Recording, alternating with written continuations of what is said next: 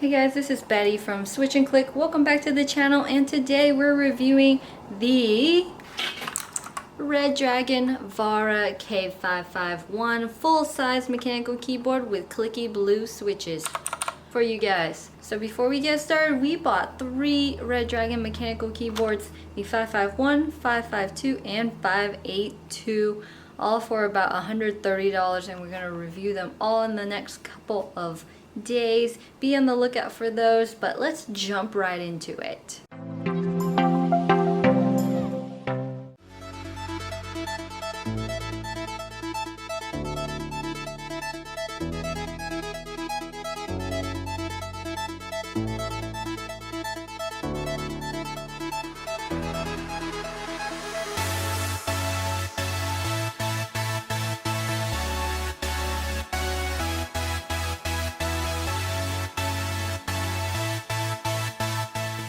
If you're new here, we are Switch and Click, and we dive deep into mechanical keyboards and provide straightforward and honest mechanical keyboard reviews for you guys. So if you want to see more videos just like this one, press that subscribe button. But for now, let's just jump right into that review. Alright, so we got the box right here.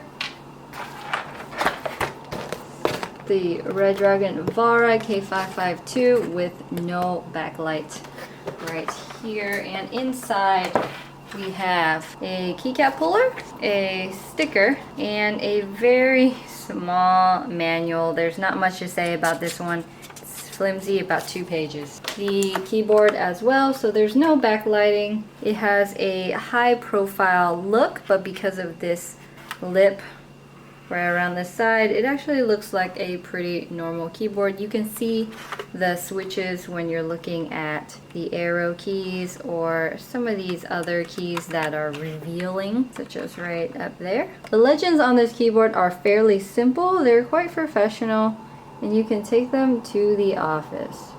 And the branding is super subtle as well. It does have a number pad. It is a full-size keyboard. One downside that I would say is this like arrow key cluster, where the arrows aren't very obvious. And then why do we have a WASD on the arrow keys? Alongside this, we also have the same thing here. It just looks a little bit awkward to me, but I mean, it's meant to be gaming, so maybe that's why they do that. We do have a Windows lock here. If you press FN and this key, this will prevent you from accidentally going into other menus while you're playing games. On the top, the function row key, we have secondary functions, all for different music and different things like opening your calculator, turning up and down your volume, and things like that. It does have a different layout than the K552 and the K582 actually. So in this one, you have your homepage, search, and calculator first.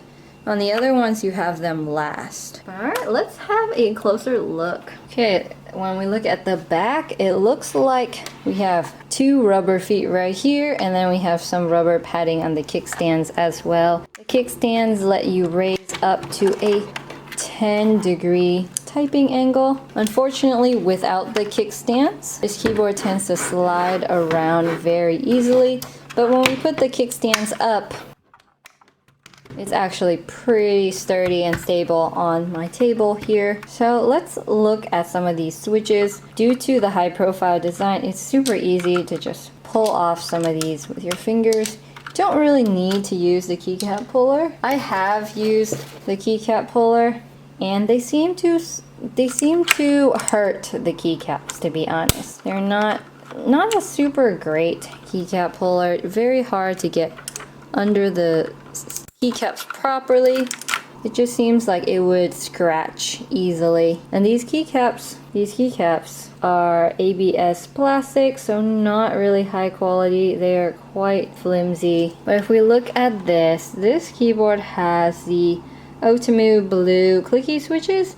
Fortunately, you can definitely replace these keycaps with anything you want, because these are pretty standard cherry style stems.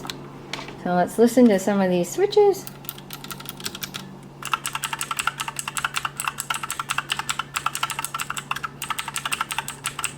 So So we'll do a thorough typing test at the end of this video, but for now, that's a quick preview of what these switches sound like. The K551, I would say, sounds a lot better than the K552, despite having the exact same switches and a very similar keyboard design. This one is much more sturdy and has no ringing sounds when you type on it. Let's look at the bass. So if I try to flex this keyboard in any way, it's super sturdy. It's not going to move on me. It won't break.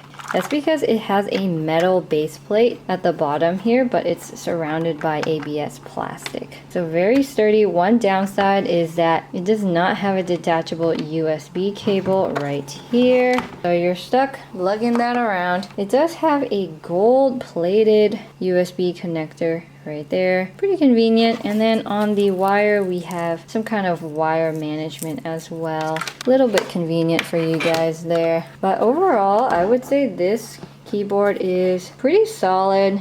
The legends are really easy to use, and unfortunately they are easy to rub off though over time, so they're not super great for longevity. These switches boast about 50 million keystrokes from Oetemu. They have a total travel distance of 4 millimeters. They have their tactile event at 2 millimeters, actuation at 2.7 meters, and actuation force of 46 grams and bottoming out force of 60 grams. So overall, a little bit longer to actuate than the Cherry MX Blues, but a lighter force, so you can get to the same point within the same amount of time. It's a great keyboard. It's great for typing. It's great for gaming. If you're into the loud clicky switches, this is an amazing keyboard for a great cheap price. This keyboard runs at $38.99 on Amazon. We'll link that down below if you're interested. It has N-key rollover with 100% anti-ghosting, so you can press as many keyboard keys as you want really quickly. It has no RGB lighting, unfortunately, but for a keyboard of this price and this sturdy quality, it's super awesome. In our next video, we'll compare the Redragon K551, K582, and K552 and determine which one's the best one to buy.